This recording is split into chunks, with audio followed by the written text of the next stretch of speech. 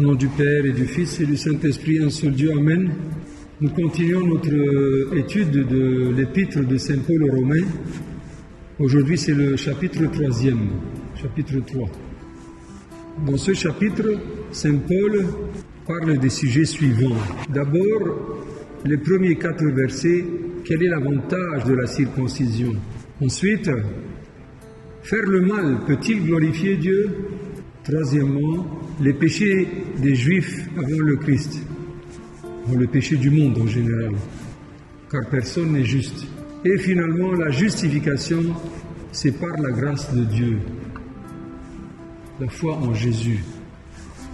On va voir ça ensemble. Quel est l'avantage de la circoncision? Ici, Saint Paul commence son discours. Quelle est donc la prérogative du Juif? Ou quelle est l'utilité de la circoncision? Prérogative, c'est un fadou.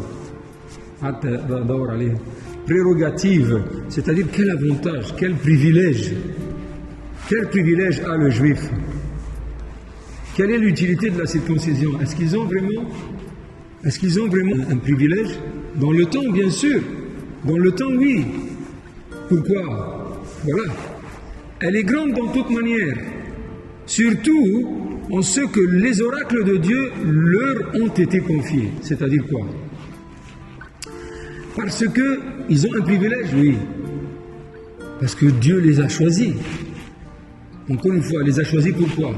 Pas parce qu'ils ont fait quelque chose de bien, mais il les a choisis pour leur confier ces oracles. C'est quoi les oracles? La parole de Dieu. Il leur a confié la parole de Dieu. C'est-à-dire maintenant, vous êtes le peuple responsable de me faire connaître à tout le monde. Est-ce qu'ils ont fait? C'est ça la question. Peut-être oui, ils ont fait, mais d'une façon extérieure.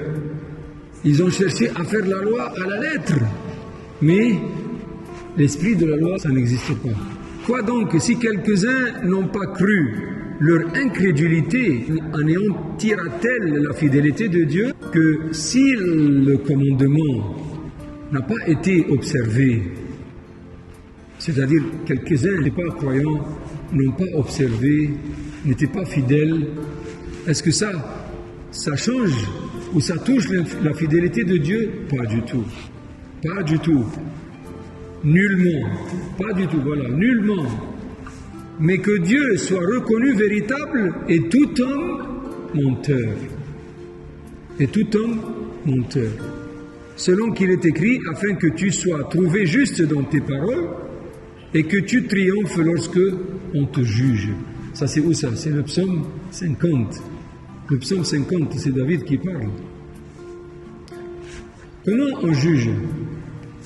Il dit, on juge Dieu comment? C'est-à-dire, quand on examine sa parole, on va trouver qu'il est toujours quoi? Juste. Qu'il est toujours vrai. Si on examine sa parole, si on examine ses commandements, on va trouver ça toujours vrai. Donc, la conclusion de ce passage, c'est quoi? C'est que ne vous hâtez pas à vous plaindre quand il arrive quelque chose ou quand vous n'arrivez pas à vraiment observer les commandements de Dieu. Parce que finalement, Dieu, et c'est lui le créateur. Nous sommes la création. Nous sommes très limités. Sans doute et sans aucun doute, sa sagesse et sa connaissance sont illimitées comparées à nous, les êtres humains. Donc, il faut comprendre, si Dieu est bon, et il nous a donné ses commandements, c'est qu'il nous a donné ça pour notre bien. Ayez confiance en lui.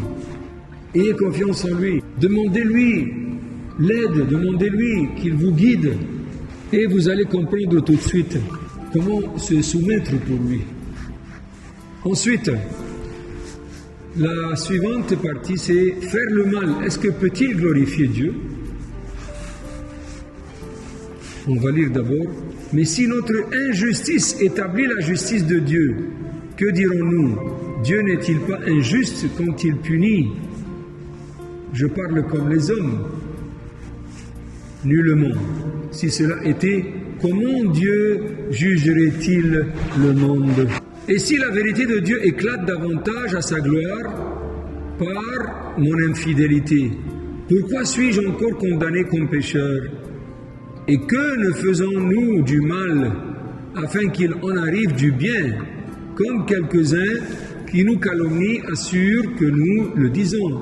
La condamnation de ces gens est juste. On a besoin de comprendre, hein? C'est quoi cette affaire?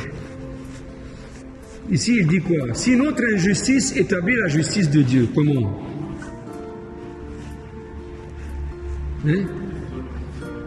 Quand on fait le mal, on prouve que Dieu est quoi? Est bien, est bon. Alors, si notre injustice, si notre mal que nous faisons montre que Dieu est bon, pourquoi Dieu nous punit? Il y en a des gens qui pensent de la façon. Ah, pardon, hein?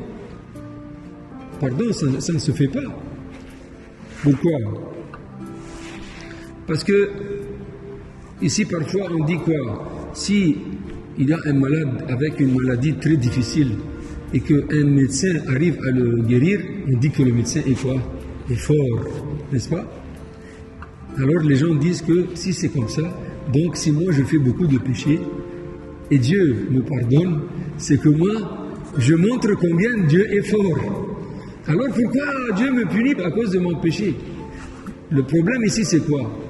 C'est que, oui, Dieu est fort dans tous les cas. Mais mon injustice ne me justifie pas. Même si elle montre que Dieu est bon et juste. Parce que la justification, ça vient de Dieu. Et ensuite, ça vient par aussi mettre en pratique son commandement. Donc faire le mal ne glorifie jamais Dieu. Or, comment Dieu peut être un juste juge s'il va juger le monde?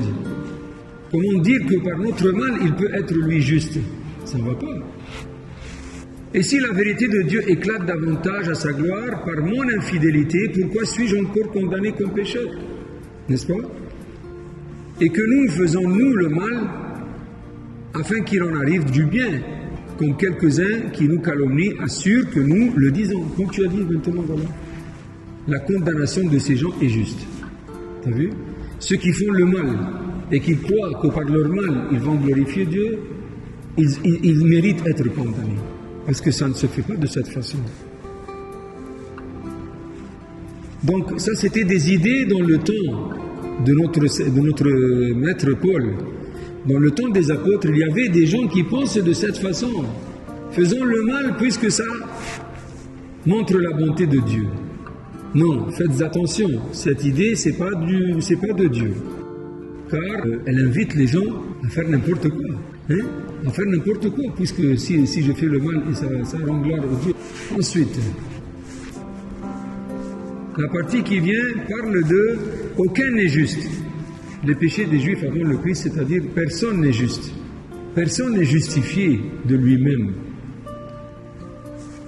On va lire le texte d'abord. Et quoi? Sommes-nous donc plus excellents? Nullement.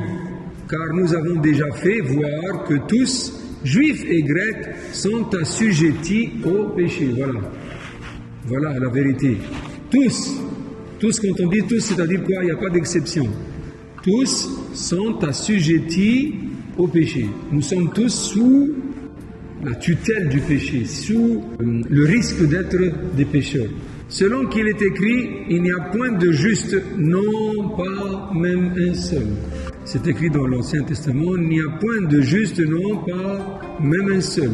Il n'y a personne qui ait de l'intelligence, il n'y en a point qui cherche Dieu. Tout le monde cherche leur propre intérêt.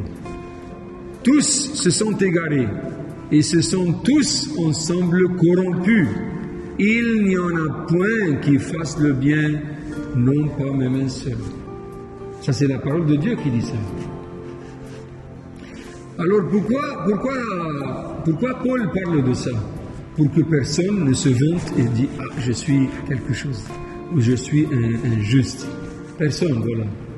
Et Paul même parle de lui-même, parmi les pécheurs, je suis le premier. Il a dit ça. Parmi les pécheurs, je suis le premier. Donc, c'est pour que personne ne se vante Il parle ici aux chrétiens de Rome. Et on parle, les chrétiens de Rome, ils sont deux groupes.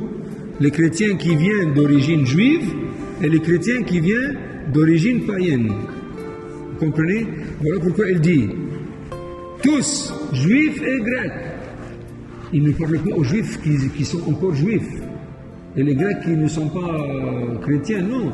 Il parle des chrétiens qui viennent d'origine juive et d'origine grecque. Et tous ces versets-là, depuis le verset 10 jusqu'à 19, ce sont des extraits de l'Ancien Testament. Il parle à la plupart des juifs. Donc il leur dit, voilà, la parole de Dieu dit que personne n'est juste. Personne n'est juste. Tous se sont égarés et se sont tous ensemble corrompus. Il n'y en a point qui fasse le bien, non pas même un seul. Leur gosier est un sépulcre ouvert. C'est quoi le gosier? C'est la bouche. Enfin, en fait, c'est le plafond de la bouche, mais on parle de la bouche. Leur gosier est un sépulcre ouvert. Ils se sont servis de leur langue pour tromper. Il y a un venin d'aspic sous leurs lèvres. Imaginez? Tout ça, il décrit qui? Le peuple juif. Leur bouche est pleine de malédiction et d'amertume. Ils ont les pieds légers pour répandre le sang, c'est-à-dire vite. Léger, c'est-à-dire les pieds légers, ils vont vite à tuer. La désolation et la ruine sont dans leur voie. Ils n'ont point connu le chemin de la paix. La crainte de Dieu n'est point devant leurs yeux. Or, nous savons que tout ce que la loi dit, elle le dit à ceux qui sont sous la loi, afin que toute bouche soit fermée et que tout le monde soit reconnu coupable devant Dieu. Il veut dire par tout ça quoi? Qu'est-ce qu'il veut dire? Vous n'avez pas à vous vanter. Vous n'avez pas à vous vanter. Vous dites, vous avez la loi. Voilà, la loi parle de vous de cette façon. Personne, aucun, vous êtes tous corrompus. Vous vous vantez à cause de la circoncision, ça ne sert à rien. On a dit ça au chapitre dernier. Parce qu'il veut arriver à la fin à quoi? À ce que la justification, c'est une grâce. C'est une grâce. Et pour montrer la foi en Jésus, il faut vivre le commandement. C'est ça. Finalement, parce que personne ne sera justifié devant lui par les œuvres de la loi. Voilà. C'est ça la conclusion de Paul. Personne ne sera justifié devant lui par les œuvres de la loi, car c'est la loi qui donne la connaissance du péché. Oui, ils ont reçu la loi, et ils ont essayé de l'observer, mais ils l'ont observé de l'extérieur. Les rituels. Hein? Ah, celui-là, il a violé le sabbat. Mais faire le bien le sabbat, c'est pas violer le sabbat. Donc, ils ont pris la loi à la lettre et ils ont mis l'esprit de côté.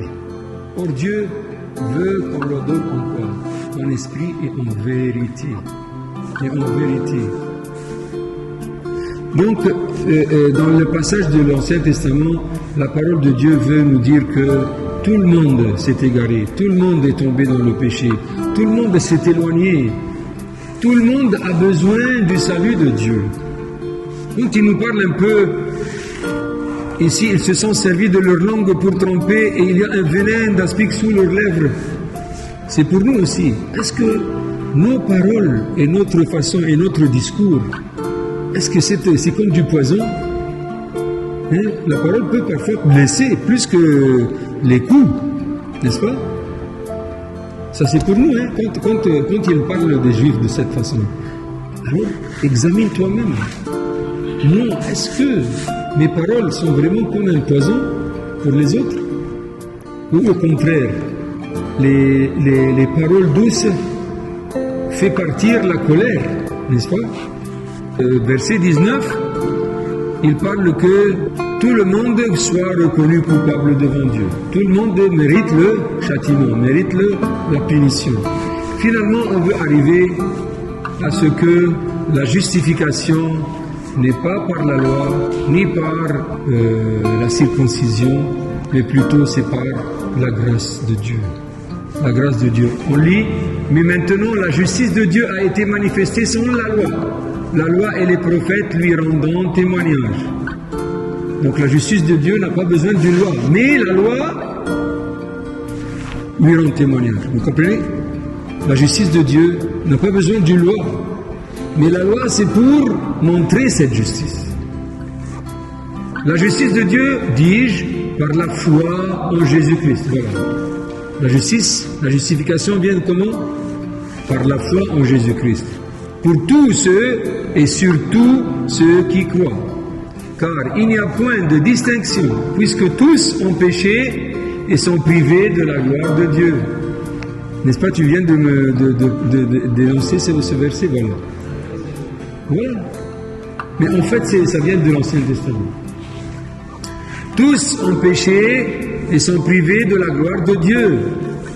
Maintenant, quand nous tous, nous savons que nous avons péché, c'est fini, personne ne va se vanter. Moi je suis juif, moi je suis égyptien, moi je suis ivoirien. Non. Plutôt, moi je suis chrétien. Moi je suis chrétien. Le Seigneur m'a sauvé. Je crois en celui qui est mort pour moi. Celui qui a versé son sang sur la croix à cause de mes péchés. Et qu'ils sont justifiés gratuitement par sa grâce. Justifiés gratuitement par sa grâce. Par la rédemption qui est en Jésus-Christ. La rédemption, il nous a rachetés. Il est mort à notre place. C'est ça la rédemption. Que Dieu avait destiné à être une victime propitiatoire par la foi en son sang, afin de manifester sa justice par le pardon des péchés commis auparavant pendant les jours de la patience de Dieu. Afin, dis-je, de faire paraître sa justice dans ce temps-ci, afin d'être reconnu juste et comme justifiant celui qui a la foi en Jésus. Lui, il est juste et il est prêt à justifier tous ceux qui croient en Jésus-Christ. Où est donc le sujet de se glorifier? Il est exclu. Par quelle loi? Par la loi des œuvres? Non, mais par la loi de la foi. Ici, il parle de quelle œuvre? Parce qu'on a dit que les œuvres sont importantes. Mais ici, il parle de quelles œuvres qui ne sont pas nécessaires? Les œuvres de la loi. Faire des sacrifices, aller le sabbat, toutes ces œuvres de la loi, sans avoir la foi en Jésus-Christ. Et la circoncision, ça fait partie des œuvres de la loi. Tout ça, ce n'est rien. Ça n'a pas d'importance. Mais la plus importante, c'est quoi? C'est la foi en Jésus-Christ. La loi, mais par la loi de la foi en Jésus-Christ. Oui. Nous concluons donc que l'homme est justifié par la foi, sans les œuvres de la loi. Il spécifie maintenant les œuvres de la loi, circoncision, sabbat, je ne sais pas quoi, toutes ces choses-là. Ça n'a rien d'importance s'il n'y a pas la foi en Jésus-Christ. Dieu est-il seulement le Dieu des Juifs? Ne l'est-il aussi le Dieu des gentils ou des... Enfin, gentils là, c'est l'ancien terme. Mais les païens? Oui, il est aussi le Dieu des païens. Car il y a un seul Dieu qui justifiera les circoncis par la foi et les incirconcis par la foi. Vous voyez? Si maintenant il n'y a pas de... Il va justifier les deux. Mais par quoi? Par la foi en Jésus-Christ. Anéantissons-nous donc la loi par la foi? Pas du tout, nullement. Au contraire, nous établissons la loi. C'est-à-dire, quand on croit en Jésus, on établit la loi. On observe la loi. Mais pas le contraire. Ce n'est pas la loi qui nous justifie. Mais quand on croit en Jésus, on manifeste notre foi par les œuvres et la loi et les commandements. La loi, c'est quoi ici? C'est observer les commandements. Si j'aime Dieu, et si Dieu est mort pour moi, et si Dieu est venu me sauver, alors c'est la moindre des choses pour lui montrer mon amour. C'est d'observer sa parole. Oui ou non? Très bien. La grâce de Dieu le Père soit avec vous tous. Amen.